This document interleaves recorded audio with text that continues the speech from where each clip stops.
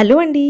ఈరోజు ముచ్చటేంటంటే, మా ఇంట్లో అందరి ఫేవరెట్ అయిన హెల్తీ డ్రై ఫ్రూట్స్ లడ్డు చేస్తున్నా. షుగర్ కానీ, బెల్లం కానీ యూజ్ చేయకుండా చేసే ఈ లడ్డూలు 1 ఇయర్ పిల్లల నుండి 70 ఏళ్ల ముసలి వాళ్ళు వరకు ఎవరు తిన్నా సూపర్ ఉంది, 1 మోర్ లడ్డు ప్లీజ్ అనాల్సిందే. పిల్లల్లో ఇమ్యూనిటీ పెంచడానికి మరియు బ్రెయిన్ డెవలప్మెంట్ కి ఈ లడ్డు రోజుకి ఒక్కటి తిన్నా చాలు. ఈ లడ్డు కోసం నేను స్టీల్ కడాయిలో ఫస్ట్ పల్లీలు, పిస్తా, వాల్నట్స్, జీడిపప్పు, బాదం పప్పు లో ఫ్లేమ్ లో ఒక 5 మినిట్స్ వేపుకున్నా.